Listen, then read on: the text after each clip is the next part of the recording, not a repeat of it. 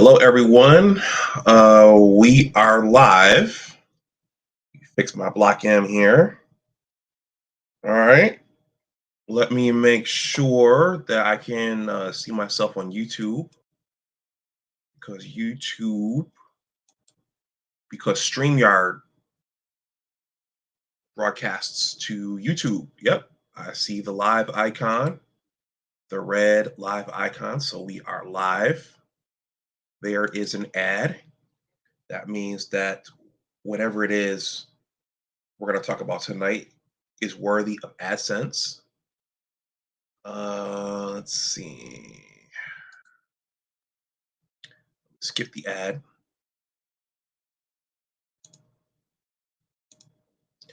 All right, I'm going to make, just for marketing purposes and for getting as large an audience as I can, I'm going to make an announcement over on my original Big Discussions 76 channel, because this was not the original Big Discussions 76 channel, and there are actually 4. So I'm going to share this over there and see if anyone over there wants to come. If you're just coming in, please hit that like button. Oh, Mike, I see Mike is here. Okay. I think Alex is going to have a lot to say tonight, Mike. So I think there'll be time for you to come up and add to the discussion if you want.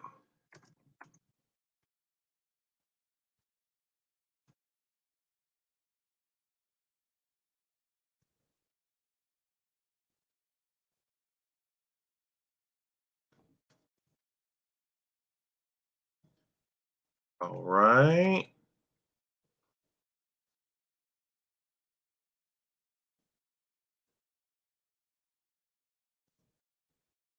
All right. I'm going to get this going because I know if there's too much dead space, people are probably wondering, why is there so much dead space? All right. I just shared that over there. Now I am Mike. How's it going? How's it going in your neck of the woods? Okay, let me go back to my channel and then I will get started. I think Buckeye Alex knows we're on a limited time here. We were supposed to do this last night, but life threw one of those curveballs and I had to cancel. So here we are tonight. Okay, well, you know what, everyone, we'll start with Let's Go Blue. Let's start with Let's Go Blue.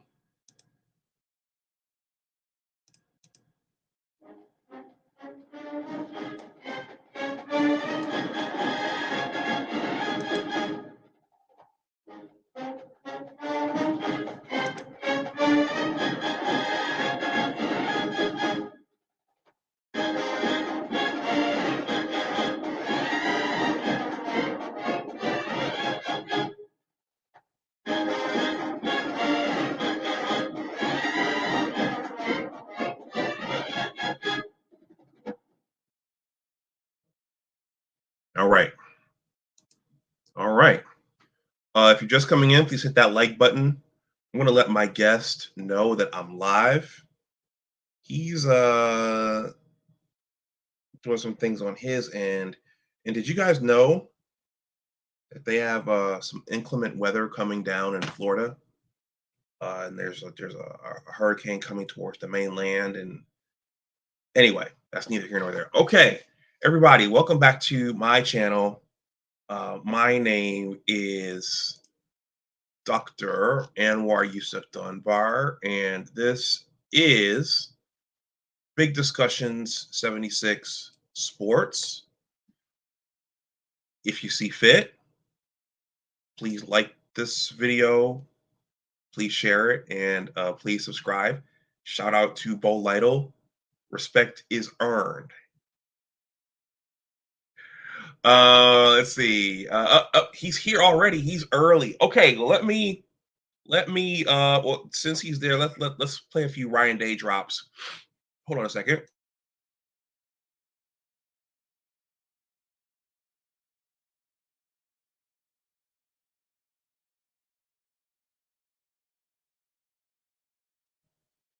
Let's play a few Ryan Day drops, and then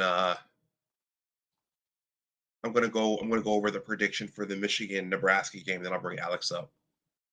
Because I think you guys like it more when Alex comes up. I'm kind of monotone and professorial and analytical, but Alex comes up and he tells us how good the Buckeyes are and why they're going to win the national title and how their roster was sick last year. So I think you guys like him more. Okay, hold on. I have 2 Ryan Day drops here. And so in the off season, we've tried to really make sure that the guys are reminded of that game, that the coaches are reminded of that game, everybody in the building's reminded of that game, but also know that we have to move forward. We can't let that game beat us twice, but it's something we never want to have to go through again. All right, that's my first Ryan Day drop. Let me play my other Ryan Day drop. I'll probably play this throughout the stream. Well, every year we have the same expectation. And the first goal was to beat the team up north and win the rivalry game, and that didn't happen. And so, we had to sit on that for a calendar year, and that's not good. We don't want to have to go through that again. Do you guys want one more Ryan Day drop? I got one more. Hold on. We're off to a good start there. We still have a long way to go, but we still are building, we're growing. There's still a lot of things we need to get better at, a lot of things. But I think you can see that we're targeted, we're playing with an edge, running off the football. Okay. I like the drops. This is the Jim Harbaugh drop I put at the beginning of my previous 2 videos. Let's see if we can get all 4 goals. Let's beat Michigan State and Ohio State in the same year. Let's win the Big Ten championship and let's win the national championship. Those are our 4 goals, and man, let's go attack them. And guys are on a daily basis. Okay, guys, that's it. No more drops for now, unless Abdul Gaines comes through, and then I have to play the Nick Saban drops and a few Michael Jordan drops, and because I know Abdul Gaines likes that. Anyway, okay, I digress. We're already 7 minutes in. Okay, so the current Big Ten standings are as follows. And I think in large part, people see this as a 2-team race, both in the same division. And there's even talk, as we'll discuss, there's even talk of 2 Big Ten East teams being in the college football playoff. So the Big Ten East, right now, Google always does that. Okay, right. So the Big Ten East, Michigan and Ohio State are tied at 6-0 at the top of the Big Ten East, followed by Penn State, Maryland, Michigan State. So it's a 2-team race right there in the Big Ten East. And then over in the Big Ten West, Illinois is at the top of the standings there at 4-2. And as they were joking last week that the Western Conference it's just begging for one of these teams to take charge of it. I think that the teams over there are so mediocre that someone just has to grab a hold of that Western division, and that's who the Eastern champion will face in Indianapolis. Though I've heard a lot of talk recently. I thought the Illinois game was just going to be a tune-up game for the Ohio State game, but I keep hearing a lot about how good this Illinois team and this Illinois defense is. Yeah, Michael Burden, that's a good question. Abdul Gaines, who comes through here sometimes, he and his brother have a vendetta against the South, the SEC. So that's a Confederate flag, but it's got a circle with a cross on it. So this is anti-Alabama, anti-Tennessee, anti-Georgia. Here, let me get the whole thing for you. I know it looks like I'm not a Confederate. Give me a sec here. I'll pull it up. And I'm going to be mindful of the time as well.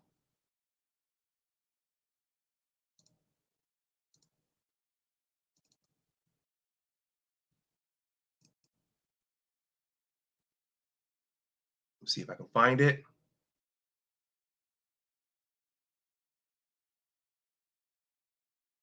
A lot of what's interesting is with 2 Big Ten teams potentially in the playoff, that goes against what a lot of people have been mad about over the years, which is seemingly preferential treatment towards the SEC teams and the Southern teams. So, Michael, this is the entire picture there. So this is an anti-South, an anti-SEC, an anti-ACC flag. That's what that is. Okay. All right. So those are the standings there. I'm going to show this really quickly, and then I'm going to bring Alex up so he can talk to us about. And I have the college football playoff rankings here ready to show as well. So I am going to show this. Michigan is hosting the Nebraska Cornhuskers this weekend. It's a 3:30 kickoff. I'm trying to decide whether or not to go see Wakanda Forever on Friday night or Saturday night after the game, but that's neither here nor there. All right, so this is here it is. Yeah, so Michigan is heavily favored to win this game. Michigan is favored by 4 touchdowns and a field goal, so 31 points at Caesars in Vegas. And I think this means, you know what? I'm not a big betting guy, so that minus 110, I was going to say maybe those are maybe that's the points. Maybe if you're betting the points, you're betting that both teams will put up 110 total points, but I don't think Nebraska is that good on offense, and I think our defense is better. So with that said, it should be Michigan should cruise to another win this weekend. I mean, there should be no reason they shouldn't. They're playing at home. We know their style of play. Most of my previous videos have discussed that this is the team that we have. It's a run-first team. It's a control the line of scrimmage team, and it's a team with a passing game that hasn't quite reached fruition yet. But this is the team that we have, so we should beat Nebraska handily. So with that, I'm going to bring Alex up, and he's going to give us his expert opinion on the Big Ten race and the college football landscape, the college football playoff rankings, the top 25, all that. So, the link, Alex, you need the link.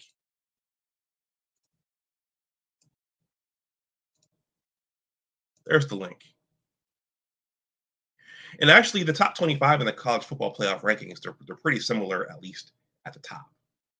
There's the link. While he comes, while he gets ready to come up, let's take a look at the top 25.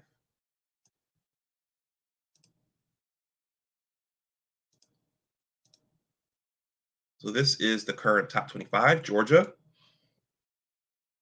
You know, it said that they graduated a lot of their players from that stellar defense, which we know all too well in Ann Arbor.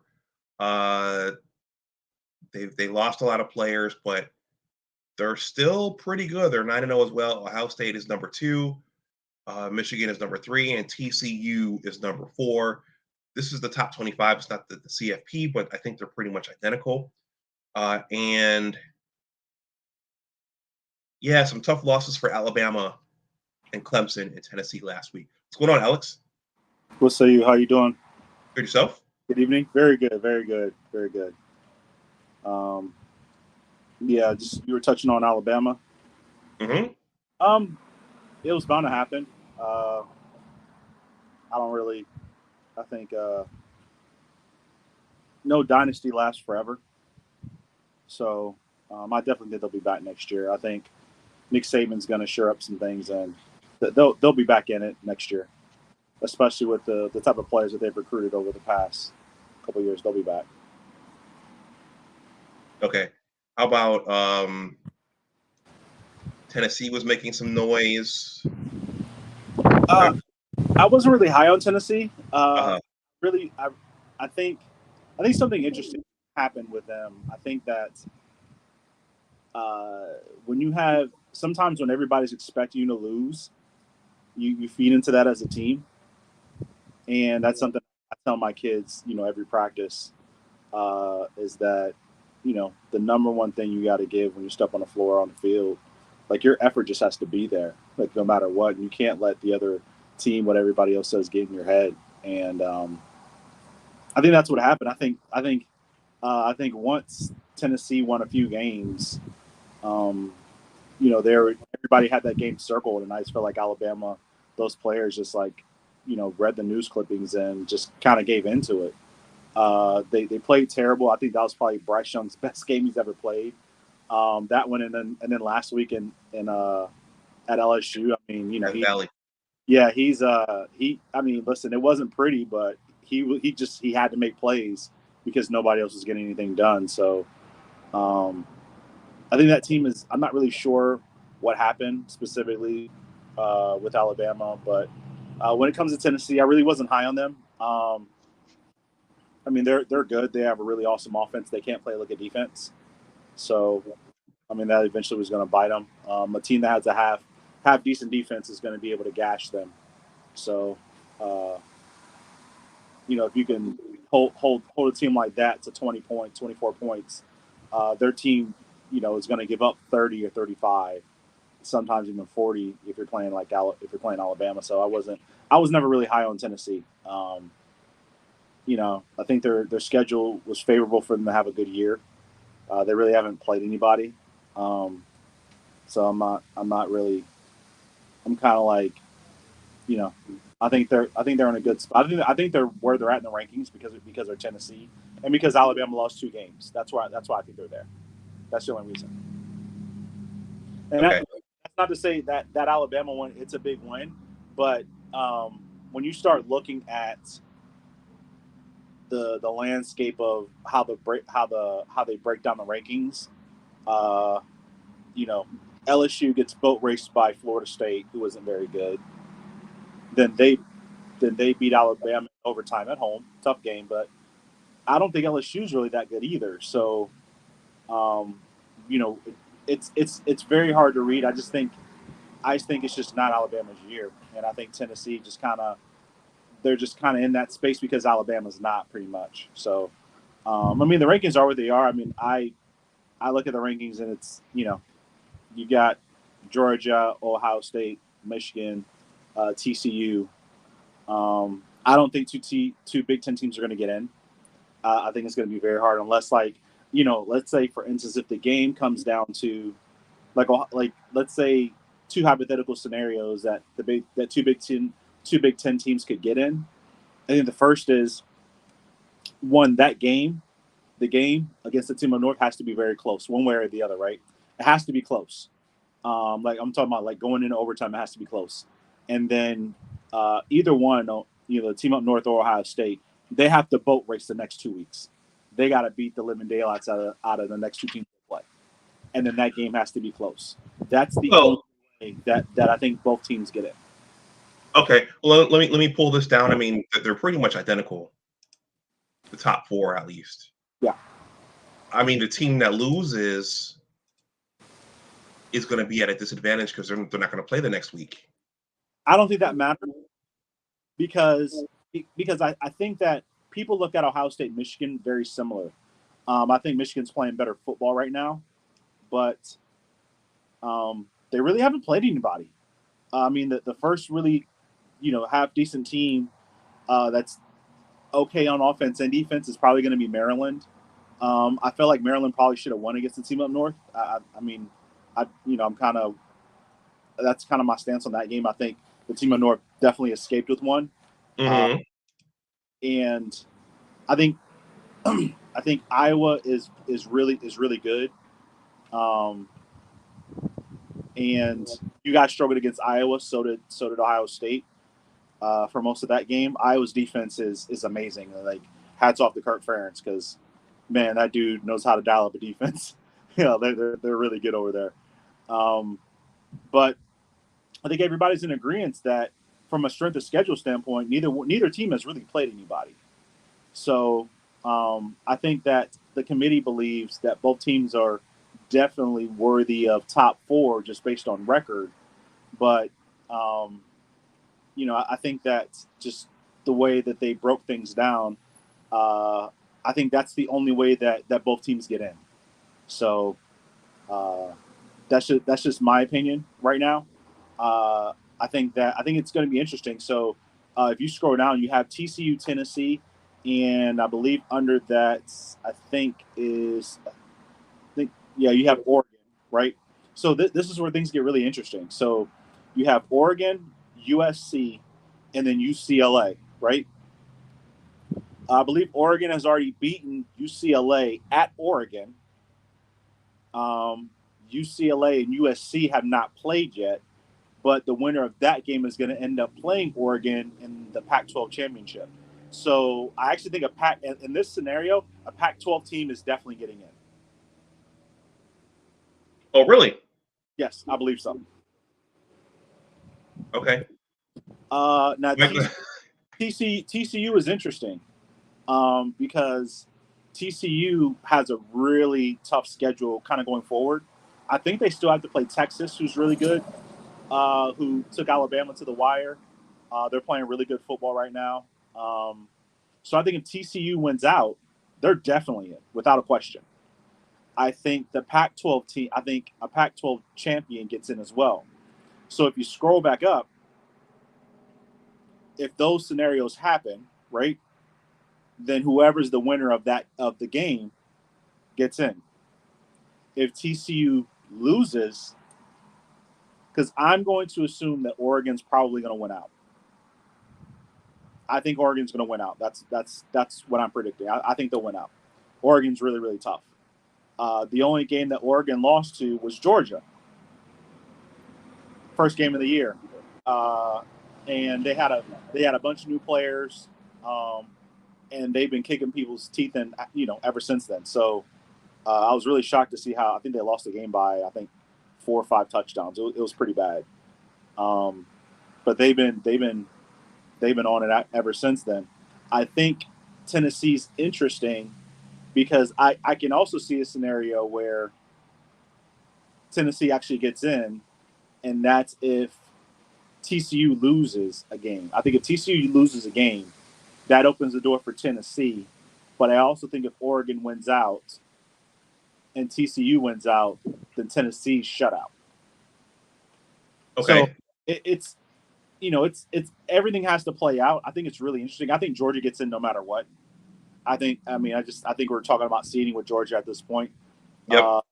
So as long as they take care of their business, I think even if they lose to Alabama, they're still going to get in. They'll still get in. So because you have to look at the Alabama losses, right? And scroll down and let's see. I think LSU 7-2, and I want to say they're like 13. So I think the committee's basically saying, scroll down a little bit more. Where's LSU at? Number 7. Yeah, I'm sorry, they're 7. So they're 7-2, right? So LSU needs some help to play in the. I think they need some help to play in the SEC championship, but that just shows you how valuable that Alabama win is. So it's interesting. I think Clemson's definitely out. I think what the committee is also saying is that you have 8. This is what I was saying. You have 8. I'm sorry, 6, 9, and 11. So a Pac-12 team's getting in, barring they don't lose another game. One of those Pac-12 teams is getting in. Especially LSU has to beat UCLA. I'm sorry, UCLA has to beat USC, who's ranked ahead of them. And I don't think USC's beaten a ranked team yet, but I think UCLA's beaten 1 or 2, which is that really doesn't matter because they still have to play out. But you have 3 Pac-12 teams in the top 11, and they all have to play each other pretty much. Like UCLA, to be the Pac-12 champ, has to beat USC and beat Oregon. Oregon, who could be a Pac-12 champ, has to beat USC or UCLA. So in one of those scenarios, or USC has to beat UCLA and Oregon to get in. So a Pac-12 champ is getting in the playoff. They're definitely getting in. Okay. I think TCU has to win out to get in. And if they don't, I think that in order for 2 Big Ten teams to get in, the team up north has to boat race Illinois, who just lost, unfortunately. I think they lost to it was an ugly score game, too. They lost to – it wasn't Iowa. I think Was they it Minnesota? I think they beat Minnesota. I can't remember who Illinois lost to. It's escaping me, but it was like a 13-9 game. It was an ugly game. Oh, they lost to Michigan State. Michigan State. Thank you. That was an ugly score game. So I think that the team of North has to boat race Nebraska and Illinois. Ohio State has to boat race Maryland, and who are we playing this week? We play Maryland at Maryland, and who are we playing at home this week? Wow, I'm drawing a blank. Long day.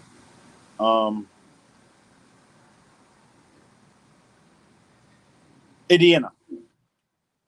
We're playing Indiana at home, so we have to boat race Indiana and Maryland, and then that game has to be close. Like I'm talking about, like the 16 game that went into overtime.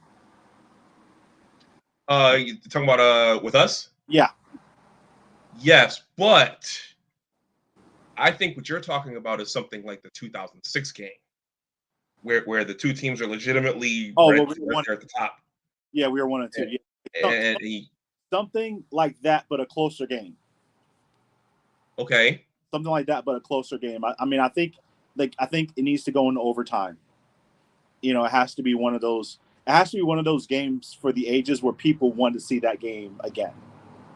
So, I think that 2006, I feel like Ohio State pulled away. They started to pull away, but I think the Curtis Samuel game where he scored in overtime. I think it was Curtis Samuel, where he dotted the I in the end zone. A game like that, where both teams, it's a hard fought game. We go into overtime, and we really don't know. I think coming away from the game, you need to see. Okay, I think you need to think that if the game was played at the Big House, that the team of North might have won that game, like something close like that. Which obviously on my end I don't want to have happen at all. But if we're talking for scenario purposes, then I think the game has to be very competitive and extremely close. Like, maybe back and forth, or even a comeback and the game goes into overtime, and then one team just ends up winning in overtime, or one team wins with 3 minutes on the clock or something like that, to where you could possibly have that scenario of both Big Ten teams being in the playoff. Okay. Hey guys, Super Chat is live. If you want to throw something in the collection plate, that's there. And also please hit that like button. The likes are free. Alex, hold on, man. We have a Gaines brother here, so we have to play the ceremonious Nick Saban drop in honor of them. Hold on. All right, and I'm going to continue to live that way and try to do what's right. And, that's who Nick Saban is. All right, so regardless of what anybody says, that's who Nick Saban is. Okay, now that that's out of the way, I think the 2006 teams were better than the 2016 teams. But I'm speaking in terms of the actual game. Like yes, and if you go back, yeah, you guys did spread out. We're going down. We're going to do a little history lesson here, guys. So you guys did spread out. Ron English's defense, and Troy Smith was playing pitch and catch. But the targeting call on Sean Crable, that one sealed it for us because it gave you guys the first down. Yeah. But anyway, go ahead. That was a great game. I was at that game. That was it. You were there, huh? There. Yeah, I was there. Okay. And I'll be honest. I celebrate like nobody's business. I was not very proud of how some of the Buckeye faithful celebrated after that game. But what did they do? We'll talk about it off camera. All right. Yeah, that loss wasn't our proudest moment, for sure. It wasn't our proudest moment. But okay, yeah, that loss hurt. I mean, yeah. it was. Listen, that was a great. Listen, that I'll put it like this. That was probably the last time, and please don't take this personally, Team Up North. That was the last time where I knew every player on Michigan's offense because they were that good. Okay. I'm talking Steve Breston, Mario Manningham, Hart, Henny. Hart, Like, Adrian Arrington, yeah. oh my God. Like, listen, Mario Manningham still gives me nightmares. That dude was so good. Yeah, and in that game, he had missed. He was recovering from his knee injury, so he had missed like the previous 4 to 5 games. So getting him back was huge. Yeah. Listen, that team. I thought that just team, we're going down memory lane, everyone, for a moment here. I think with Chad Henne, if he just had some mobility, I think that would have made a difference in the amount of success he was able to have that day, and against you guys in general. But against you guys, he was not quite a Tom Brady like, but he was going to stand back there, survey the field, but he didn't really have a lot of escapability. No, he didn't. But I think that was probably, keep in mind. So that wasn't really what a lot of quarterbacks did in college. I mean, okay. I think that particular movement definitely was starting to swing that way, where you had Troy. You had Troy, you had Vince, you had Vince Mike. Young. So you had a couple guys out there, but it wasn't completely in full swing where they were looking for guys that can definitely be playmakers at that position. Now listen, I mean, listen, this is how much I appreciated Chad Henne. He learned how to throw the football by throwing, it's called a javelin, the long arrow. That's how, like, I think he was like he did like track and field, and that's what he threw, and that's why his balls were so accurate. I'm sure people know that, but I was fat. Listen, I love Troy Smith, but I always wondered why he threw the ball the way that he threw it, and that was the reason why, and I was just completely fascinated by it. And he's probably, I'll be honest, I really wasn't a Brady fan. I actually really like Chad Henne. I've always watched his career. Even when he was here in Jacksonville for a while, he was down in Miami. I've always liked him. He's kind of never been like a full starter, but he's definitely been a journeyman. He's always been somebody I've always watched over the years. I definitely admired him. I mean, I couldn't do it while he was playing up north, but after that, like, I was like, okay, I can root for this guy. I've always really liked him. And Manningham, he had a kind of short career, but I really like Mario Manningham as well. Yeah, all those guys cleared out once Lloyd Carr left. Yeah. And he got to win a Super Bowl too. Yeah, he did. All right, he's here. He says, I get the same feelings about the upcoming game that I did about the Bills regular season.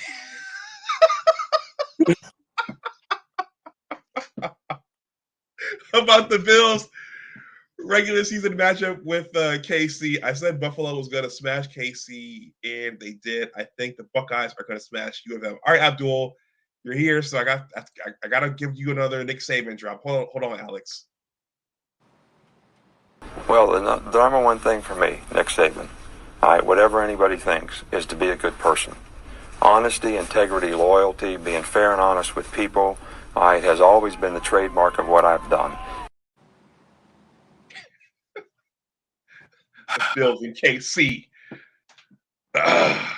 Things were pretty quiet on Facebook after that loss to the Jets. Anyway. Yeah, I bet they were. What if close out the Jets? Close out the Jets. I've been waiting on that one, right? Well, he's conveniently not talking about it now. So close out the Jets, Abdul. Close out the Jets. Now you know how it feels. Close them out. All right. So since Abdul brought it up, Alex, in Buckeye Land, what are you guys talking about in terms of Thanksgiving 2022? You guys. Well, first of all, how are you guys playing right now? How are you guys seeing how you guys are playing? I'm not really sure, to be honest with you. I think that Northwestern game was really weird. the weather was really bad, and I think you kind of just throw that one away, and you kind of go back. I'm more concerned about how things have happened since the Iowa game. I think Iowa exposed some things regarding Ryan Day's play calling. When they have certain packages in, they're going to run a stretch run to the right or to the left, depending on the formation. Like they pretty much put the same formation in right or left. They're going to do a stretch run, and that seem to be kind of like their calling card. But I think we're struggling running the ball. I think a lot of that is because our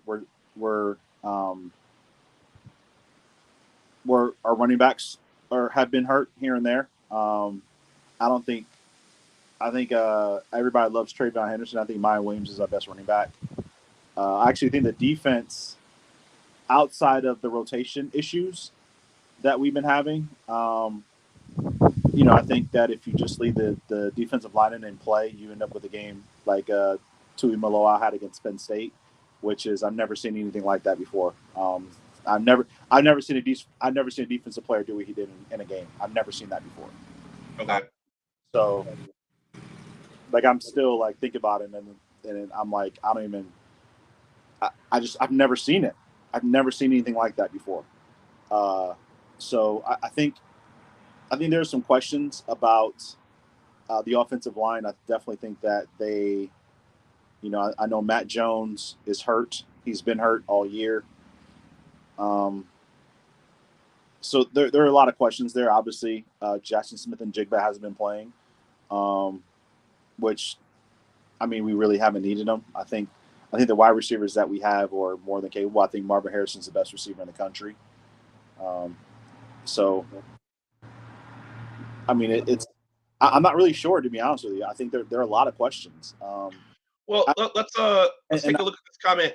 Raheem Gaines just left. He said, he says far too many stretch runs. Yeah. Okay. Yeah, I'm not sure. I personally like the zone running scheme, but I also think you have to have the personnel to run it. I don't think Travion's very good at that. If you noticed in the Penn State game, instead of running when they started to really get a handle on it, they weren't doing a zone run. They were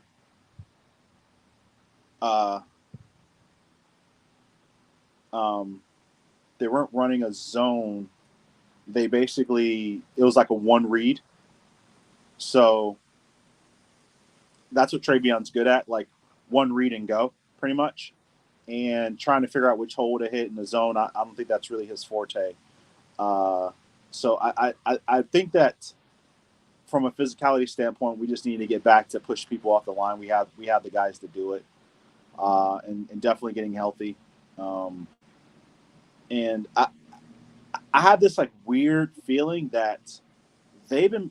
I know a lot what they do is vanilla because I know they're holding a lot back for this game because it's going to be the big game of the year. It's going to be the biggest test of the season, right? Yep.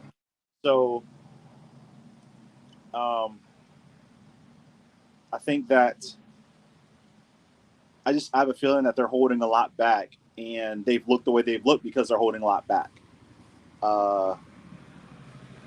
I think that when you don't rotate the defensive line the way that Larry Johnson has done, you see how dominant they can be. The defensive line is, and the way they've been recruiting is scary. It's scary. So I think we're okay on that front. I think the secondary's been banged up. We just got Jordan Hancock back. Cam Brown really hasn't been playing since I think the fourth game of the season. So we're going to get him back. He should definitely be back by the Maryland game. So then we'll have 3 starting corners. We'll have all our safeties are pretty much healthy. So I think safeties are playing well. I think that we show what we can do regarding the tight end, and then we kind of went away from that. So it was just a little sprinkle. And then I think one thing that was interesting is that JT started, not JT, I'm sorry, CJ CJ. football, which I thought was interesting. So it's another little wrinkle that we've never done before. So I think there's some things to shore up. I don't. Do I think we're the number 2 team in the country? No, I don't. We're probably like number 4, number 5, in my opinion, right now. But none of that matters. You just got to play the games, and as long as you win out, that's all that matters. Yeah, I think so. Switching it over to our side, I'll give some credence to what Abdul says here. He says, I don't think the Wolverine passing game is good enough to beat a top 5 team like Ohio State. So I agree with that. But and I said that. If you remember, I that's why I said if you want to go with JJ, go with JJ, because I feel like if you go with JJ, we can beat you. Because for that reason, because I feel like Cade, and I will stand by this. Cade is for all his for all his things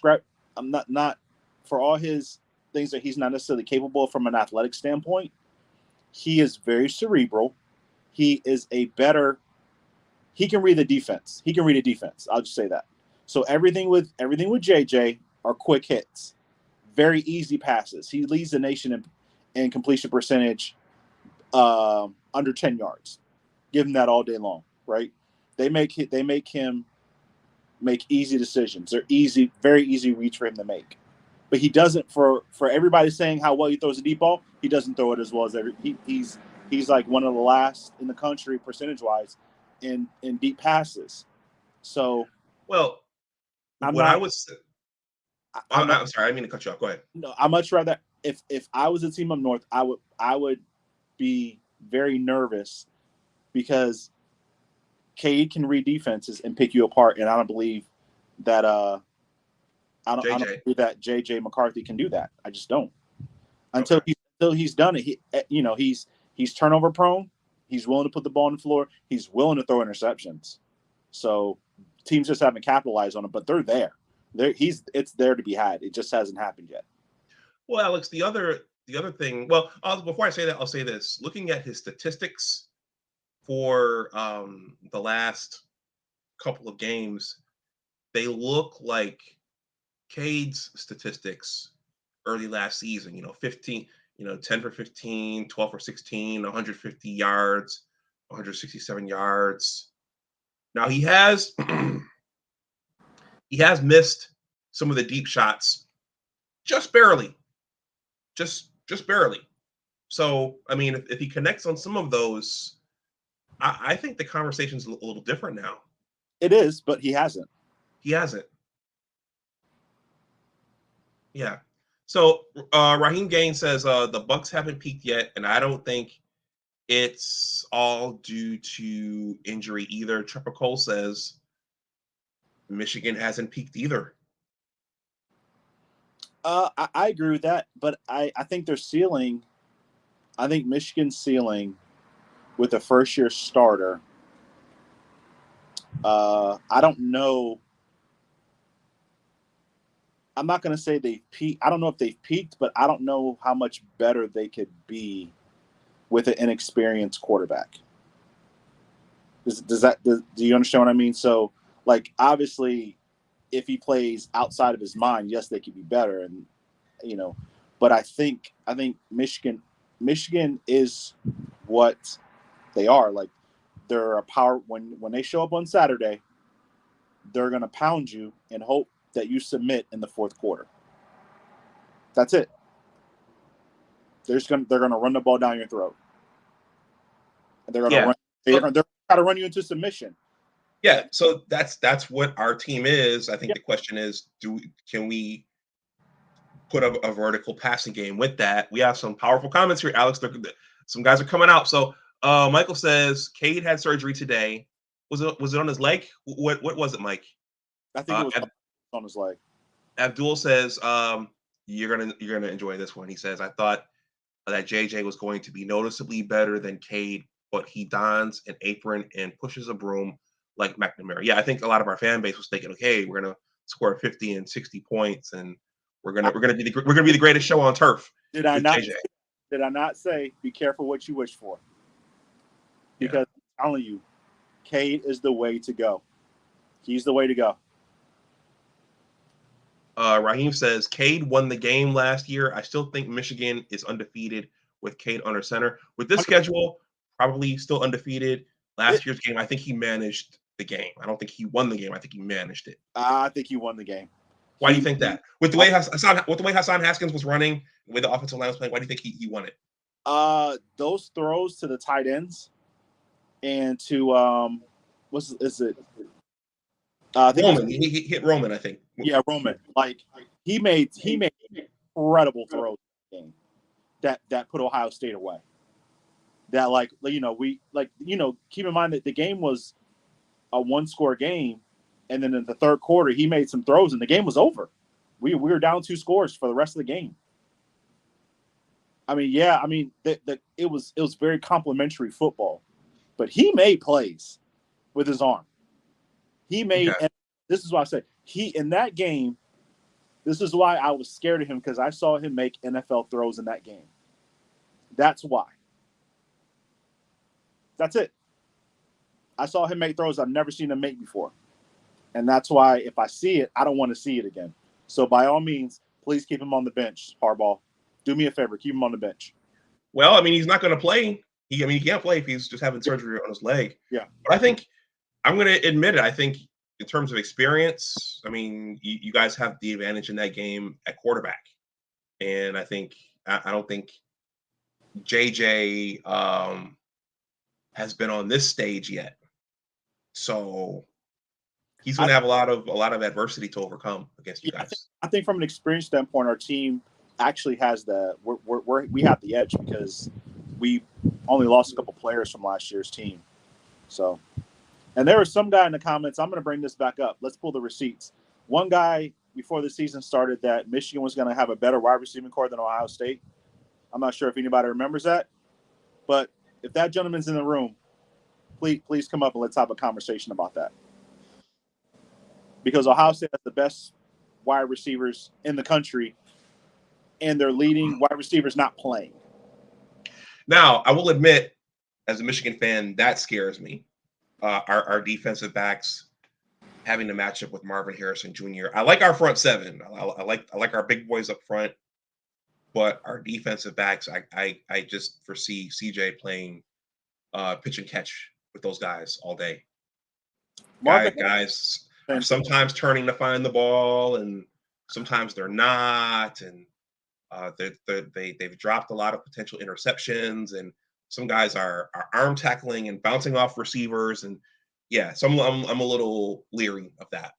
Yeah, Marvin Harrison. I mean, we haven't had a player like that at Ohio State in a long time. I'm thinking like probably maybe David Boston. One that's just that he's just that dominant. He's dominant. That's what's awesome and scary about him. He can take over a football game. Okay. I think some guys are bullish on JJ. He will in a couple of weeks, Alex. I think he's saying JJ will be ready to play all right in a couple of weeks. Oh. I think Mike agrees. And I think Blake and the offensive line, they're going to have to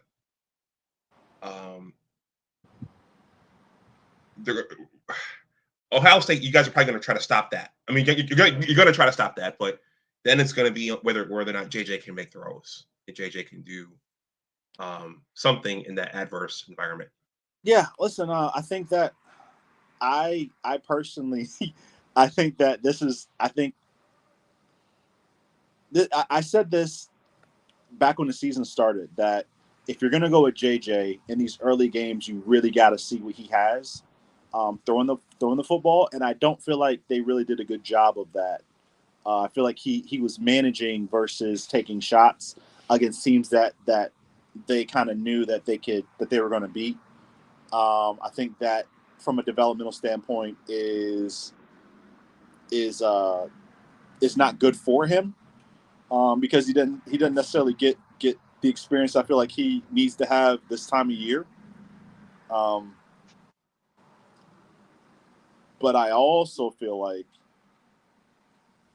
this is not a good matchup for the team up north, in my opinion. Okay. Because of that. Because I think it's interesting. I think the idea that Ohio State's going to try to make Michigan one-dimensional. They're going to try to make them throw the football. I think they're going to sell them on the run. For those people who said a 4.25 can't stop the run, you sound like idiots. Because that's what Iowa runs is a 4.25. Like that's yeah, it's dumb, but whatever. But they're going to sell it on the run. They're going to stop the run, and they're going to make JJ have to beat them. And I don't think that he can. But I also think that Michigan's front seven, their front four, they're good. But Ohio State's we're gonna have to, in order to win the game, we're gonna have to probably put up at least a $5,200 in rushing, and probably 3 to 350 in the air. So, we're gonna have to have some type of balance. Maybe 150 yards rushing, to like 350 to 400 in passing. I think that they're probably going to play a cover 2 shell. They're not going to let anybody. They're probably going to do something similar to what Iowa tried to do. And listen, Iowa was basically playing like cover 0 and cover 1. Like they just did not want to get beat on the run. Like they're just like, we're just going to stop the run and you're just going to have to throw it on us. I don't think Michigan can do that. So I think they would get torched if they decide to go that route. So I think it's interesting what their defensive scheme is going to be to stop Ohio State. So Alex, I just thought of one other thing. If I recall correctly, someone said our wide receiver core is going to be better than yours. Correct. One of the criticisms hurled at our wide receiver core is, why can't they get separation? So the question is JJ not throwing them open, or are they just not getting separation? I think maybe it's a little bit of both. I think a lot of it is what's dialed up, and I think two things could be the same. Like two things could be. It could be both. It's not. I don't think it's one or the other. Okay. And I listen. So somebody, let's keep in mind. Let's keep perspective, please. This is a 19, 20-year-old kid. Yes. Who we're asking to basically be perfect, right? And if he's not perfect, we're going to crush him for it. So let's keep some perspective regarding that. I mean, and we're only talking about his play, but I think it's very, very hard. I'm sure it's hard for him, for anybody to step in that role and do the things that everybody thinks that you should be able to do that none of us can do. Yeah. Well, the other thing is, everybody, like Abdul said, everybody was expecting the 99 Rams, and they were expecting just this machine to go up and down the field with him under center. But I think one thing we probably did underestimate is Jim Harbaugh's offense is Jim Harbaugh's offense. We should know what he's going to do, right? Yeah, and Jim is conservative. Yeah, he is. He's very conservative. I think a lot of the fan base up there probably underestimated that. He's gonna run his offense. He's gonna do what they do. And listen, hats off to him. Like I've watched them run people into the ground. So I mean, they I think it's interesting. So the toughest defense that either team is going to have to face, we've beat them we've beat them similarly, but in different ways. So against Iowa, Michigan broke that game open in the fourth quarter, right? with the run. Against Ohio State, we broke the game open with the pass. I think that's interesting. Because I'm curious, like kind of as I'm thinking about it, if you can beat Iowa's defense into submission, we probably have our work cut out for us. Now that I'm thinking about it, we might have our work cut out for us. So we'll see. We'll see. Yeah, two opposing styles, a bit of a chess match, but you guys definitely have the advantage at the quarterback position, at least in terms of experience. Yeah, I think in terms of the team itself, I think we have the upper hand when it comes to experience, just because we return more players than the team up north. That's all. So, defense wise, you can kind of nitpick here or there. I know Denzel Burke was having some issues. He's fixed those. He's playing really, really well right now. The safeties at Ohio State are playing excellent. Outside of a couple missed tackles, Tommy Eichenberg's probably the best linebacker in the country. JT is playing, that Penn State game. So, and then, I can't remember the one kid's name, number 90. For you guys, he is incredible. You're probably talking about Mike Morris? Yes, Mike Morris. Wow. He's good. He's really good. So we're going to have our hands full. We do have we have Parrish Johnson on that, on the offensive line, and DeJuan Jones. So he's gonna have his hands full with those guys. So it's going to be interesting. I'm really hoping that our teams really boat race who we play over the next 2 weeks, and then we can kind of settle in and then have this discussion again and see where the rankings are at. I'm really interested to see what happens with TCU, because I believe they still have to play Texas and USC in that UCLA game. So I think they play in a couple weeks too. I think they play in 2 weeks. Okay. So, yeah, the way this whole thing's going to shake out is going to be really interesting. I'm really anxious to see how everything unfolds, because I really believe a Pac-12 team is going to get in no matter what. Just if you just kind of look at the rankings and see who has to play who. I think a Pac-12 team gets in either. I think they get in either way. I think it's really up to TCU whether or not they get in. And if you guys remember, Ohio State, the first year that there was a college playoff, Ohio State got in over TCU, and TCU won the Big 12 conference championship, but without a title game. So Ohio State played Wisconsin. We won 63-0, and then we got in over TCU and won the first college football playoff. So, we're kind of like in that realm again, where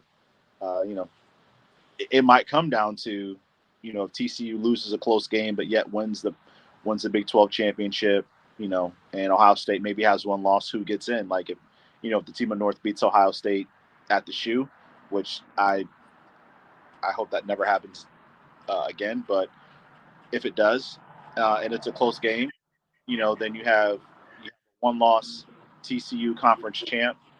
You have a one-loss Ohio State who lost to, team was probably going to rank second. So when you start breaking all these little intricacies down,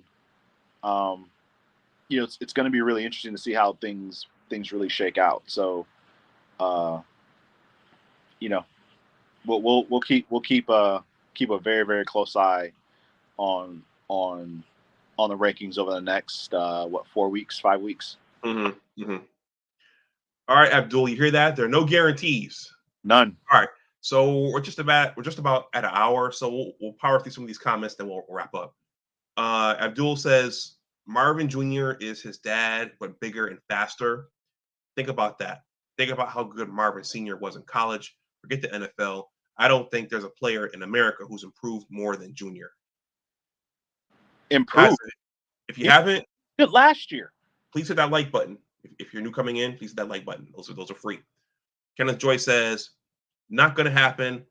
Probably won't get that many possessions.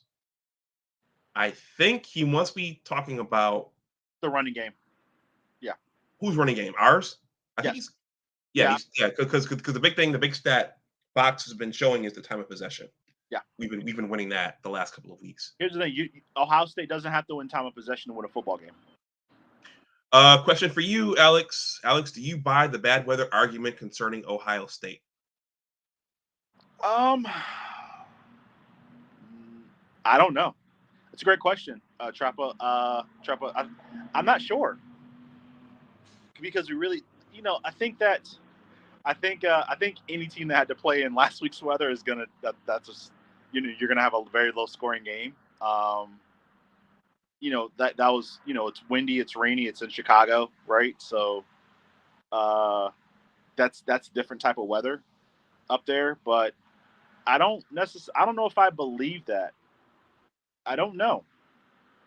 I don't, and I don't want to say that I don't want to like try to sound safe because that's not what I'm saying. I'm just saying I'm just not sure. I mean, we had 450 yards passing against the team up north in the Big House last year, so I don't know if I necessarily believe that. But then you have a game like the one at Northwestern where the wind is just blowing the rain basically sideways. So the wind was all over the place. But listen, when that happens, the interesting thing about Big Ten football that makes it different from anywhere else in the country is that you have to win a national championship. You have to play two different styles of football. And I believe that's why Ohio State is still closer to winning a national championship than any other team in the Big Ten. And that's because in order to win a national championship, you have to be able to throw the football. You have to. But you also have to be able to run it. So I think that's why that 2014-15 team was so good, was because we could pound the football, but then we could just throw bombs to Devin Smith all day. And then we had, Michael Thomas, who basically caught everything. So, I mean, I think that's probably the reason why we won that year, and our defense was basically unstoppable. So, but that makes it very, very difficult to win a national championship. I think Michigan is they're not. I don't believe they might be the best team in the Big Ten, but do I think they can win a national championship? No, I don't think they're close for that. No, not with this quarterback play. No. Okay. Raheem Gaines says, I don't think Michigan's edge rushers will be as harassing as last year. Still good though. So Raheem Gaines, here's the thing though. Our defensive coordinator, he adjusts at halftime. So does Ohio. Yeah, but do you guys shut guys out in the second half though? Shut out who exactly? The teams you played. I mean, shout out to Johnny Old, and I'm going to steal his thing. You gets nothing in the second half. You know what? And maybe we haven't played the strongest opponents yet, but that's what I don't believe their team has. I think the strongest team that you guys have played was Maryland, and I feel like you should have lost that game. There was and I'll go back to this. There was a throw that Tua made that he got hit on in the third quarter that a receiver dropped. If he catches that, gets a first down, they go down and score. And that puts a lot of pressure on Michigan. Tua gets hurt. Yes. Or Tailua Tagovailoa gets hurt. The receiver drops that pass. He was wide open. I believe it was a tight end. Wide open, drops the pass, and he had a first down. Michigan comes back down and scores. And now it's a 2-possession game. Right. And there was a play where Tua made the wrong read too. There was a guy who was wide open in the middle. Right. But at that point he's trying to get the points back. Okay. So I think the plays initially, now granted we're talking 60 minutes of football. It is what it is, but I feel like in that game the momentum was Maryland was at home. They had the momentum. When that play happened, the entire game changed. When that receiver dropped the football, the whole game changed from that moment on. Okay. Abdul Gaines says the leap that Marvin Jr. has taken from the Rose Bowl to now is incredible. I wish college football had a most improved player award like the NBA does. If that were the case, Marvin Jr. is the winner. Treppa says some have suggested Michigan's pass protection isn't the greatest. Therefore, run, run, run. Think of the hit that injured Cade and the hit Rutgers put on JJ last weekend. Okay. Abdul says, I see Ohio State being able to unleash a formidable pass rush on the Wolverines. Michael says, especially if you can move Northwestern off the ball. Michael Burden says, Morris will be meeting with CJ regularly like white on rice. I don't know about all that. He's predicting another Aiden Hutchinson Ojabo performance. I don't know about all that. Raheem Gaines says Notre Dame at USC November 26th. Notre Dame plays spoiler. I think he's saying you guys back then in your national championship year. Well, your most recent national championship year, you guys beat Wisconsin 59-zip. Okay. Oh, it was 63. Okay. He says 397 yards against Michigan last year. That's a lot of passing yards in the despite the team having the flu and that winter weather, CJ had a good game. Yeah, he had a good game. The one thing I think is interesting is so we can revisit this all day long, and I've already made my points, but our starting tight end, who's probably going to go to the NFL because he's that good, was playing linebacker last year. Think about that for a second. Our starting tight end was playing linebacker, was the starting linebacker in that game because all of our linebackers were hurt. All of them. Let that sink in for a second. Just think about that.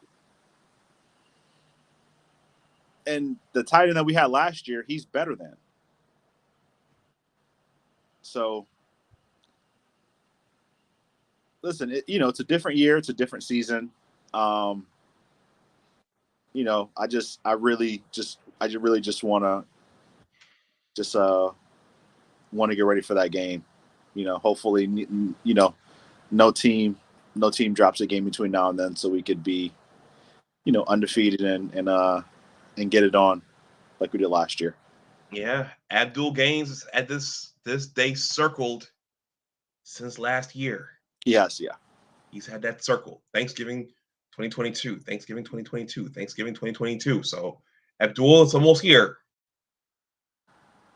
Alex, do you have any closing thoughts? Yes. To the committee. I didn't touch on this, but Notre Dame is really helping out Ohio State right now. So keep up the good work, Marcus. Appreciate it. This always happens. Just as we're winding down, more folks come in. Mike, if you want to come up and say a few words, you're welcome to do so. I won't wait too long. And if anybody wants to come down here and have a hurricane party with me tomorrow, I'm all for it. When is it supposed to hit? I think sometime tomorrow, between tomorrow and Thursday. Yep. Okay. So hurricane party. I got an extra propane tank. I'm already marinating some ribs, so we're gonna have a blast. So you're stocking up on your food. Yeah.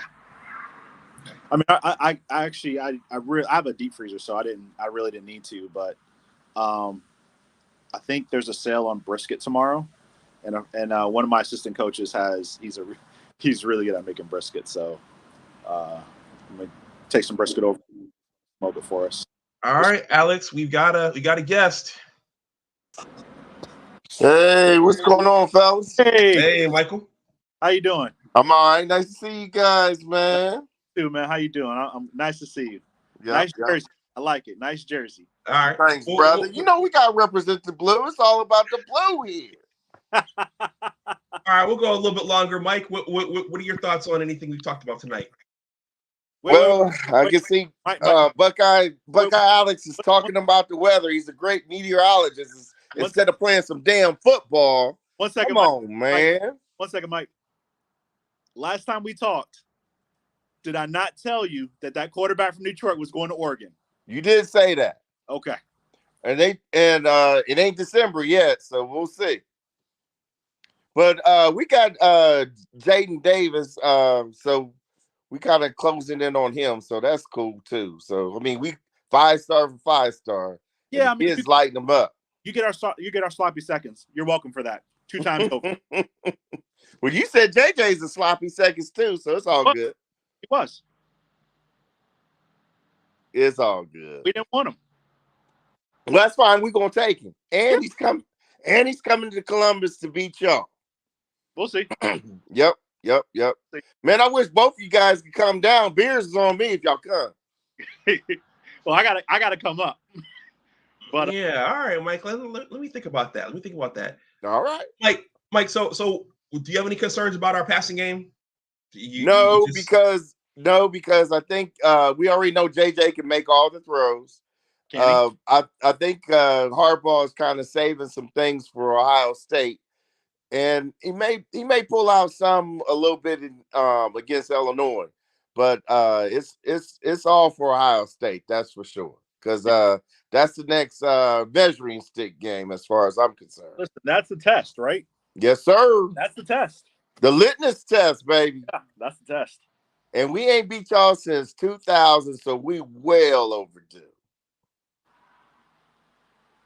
Well, down at the shoe, and we had an elite quarterback. That's the difference. You got to have an elite quarterback to go down there and the game. And I think we got an elite quarterback right now. Oh, that's nice.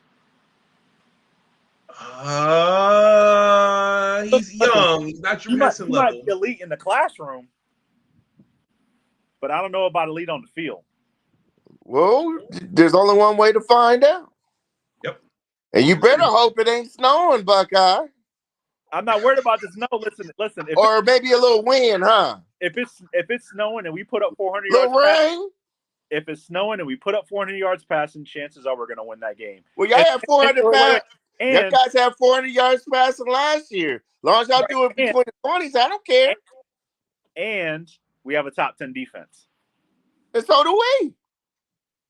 You had I like our defense. You had a top 10 defense last year. We didn't have a top. We had like an 80 ranked defense last year. Nope. Our defense was horrendous. We didn't have defensive coordinator last year. I ain't been impressed with your offensive line or your defensive line, and we're gonna push them around like sleds. Okay, that's all I got to say. The draft experts say different, but that's and then too, when you think about it, that 18 minutes we keep telling you about, so that's like 2 possessions a quarter, and we already know that out of the 8 possessions that we're gonna give you, probably only 5 of them matter. So if we make 2 or 3 of them 3 and outs on y'all, guess what that's gonna do for Michigan? See what I'm saying? No, actually, y'all ain't gonna get if CJ's on the bench, y'all can't hurt us. Are you sure about that? I'm sure about that. That's the other thing, is that if we win this time of possession thing and keep the Ohio State offense off the field, that's a bit of a game changer. Exactly. It doesn't matter. It will matter. No, because we play 2 different styles of football. It don't matter if you go 3 and out. It does. You go 3 and out 3 consecutive times. Ask Nebraska about that. You go 3 and out 3 consecutive times. That equals a turnover. Y'all getting y'all butts whooped. Okay. Speaking of our workhorse here, Kenneth Joyce says, you guys think they may give Blake the game off? A game off, maybe against. Well, we got to beat Illinois. So I don't see them giving him a game off. I don't see that either. I think he'll get less carries.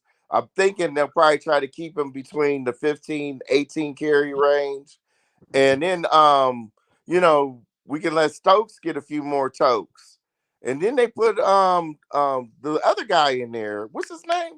Number 22. Donovan? No, not Donovan.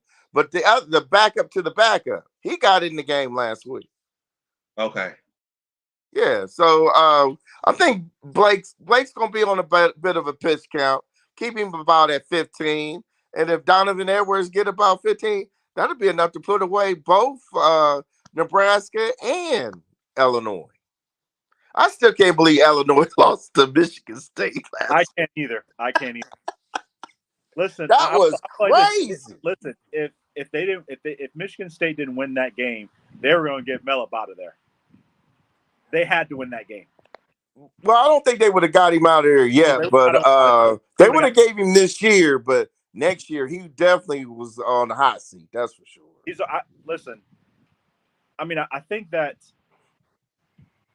beating the team up north probably gives him an extra year, but the problem is I think with him you have to temper the expectations because basically rebuilding an entire program, right? So he's probably right now along the lines of like where Maryland and Indiana are at versus where the team of Northern Ohio State and Penn State are at. Yeah, so I think you got to give him some time, but like you also can't get embarrassed the way he's got embarrassed when he's played Ohio State either. Like you have to put up some type of fight, and I feel that way about playing the team of North too. So I think there are certain games you just can't lose, and he's lost a lot of them this year. And I understand there's been a lot of turnovers because he's had a lot of transfers come in and out, but like you still got to be competitive. And I just don't feel like they've really been that competitive this year up until late. Yeah.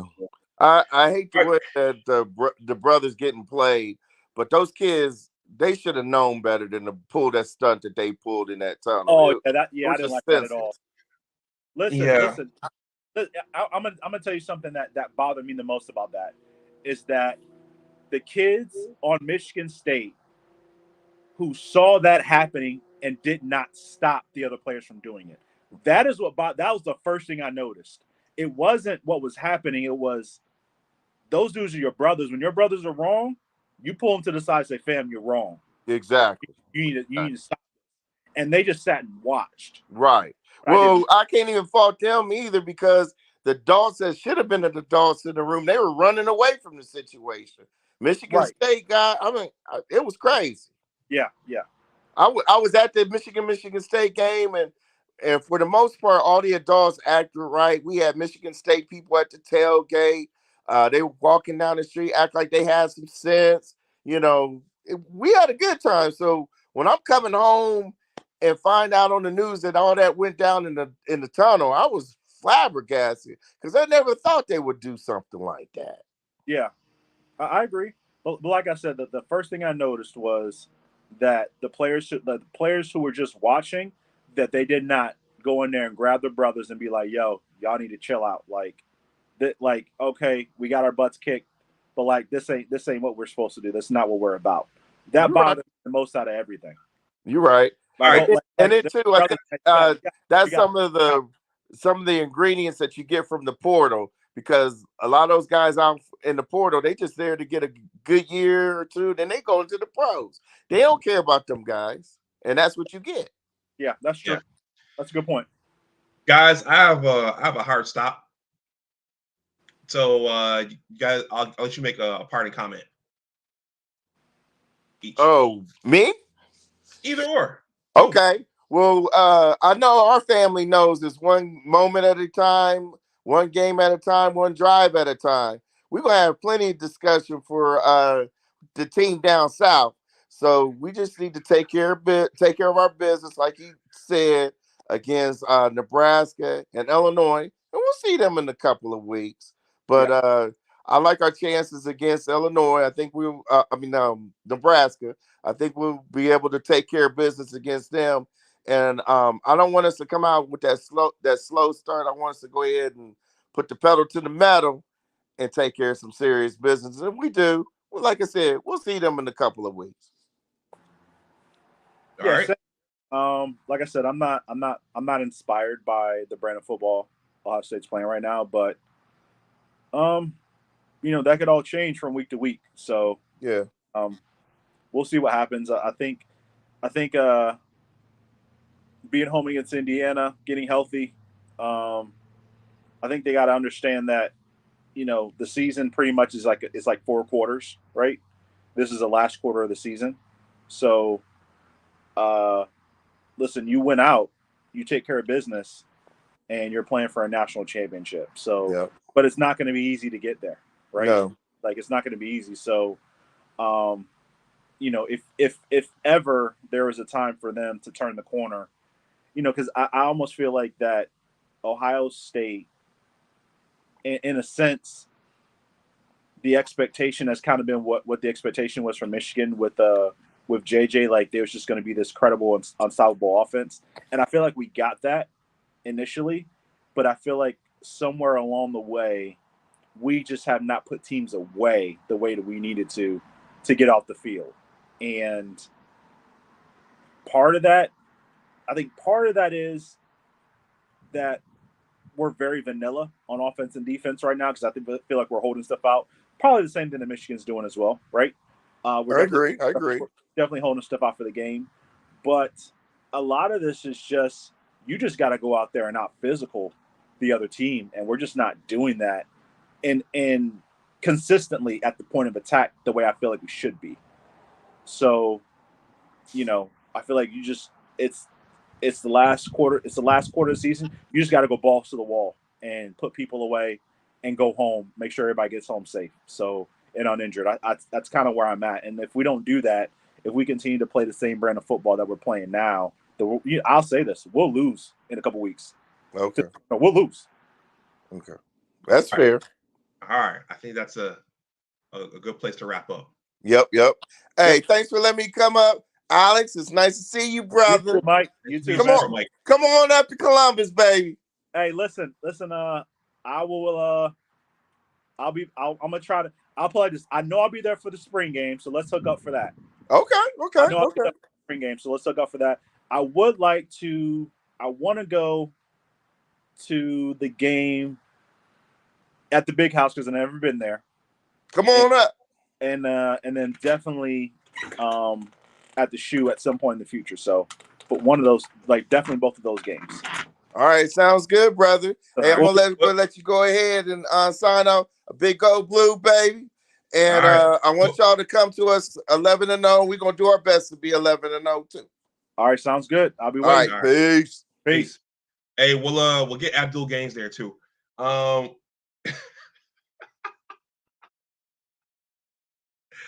right, everyone. I have a hard stop. I'm gonna be invaded by some pooches here in a minute. So, everyone, thank you for those of you who hung out in the chat. These streams are, it's not just the person streaming and talking. It's also you guys there in the chat. So I appreciate your comments and your passion for whichever team. If you're watching on the playback, please like, share, and subscribe if you see fit. Shout out to Bo Lytle. Respect is earned. Hey guys, please consider joining my newsletter. I'm a writer. This YouTubing is just a part of what I do. This link is below in the description box. There's a 2-paragraph greeting, and then there's a subscribe button there at the bottom. Then again, I've heard that a lot of people don't read today. I've heard that. But anyway, please consider joining. I'm going to wrap this up. Thank you once again, everyone. Look for something post-game on Saturday, either Saturday night or on Sunday, depending upon when I go see Wakanda Forever. But I'll definitely do something post-game. And with that, go blue. Let's get down to the horseshoe undefeated. And with that, everyone, always remember that your attitude determines your altitude.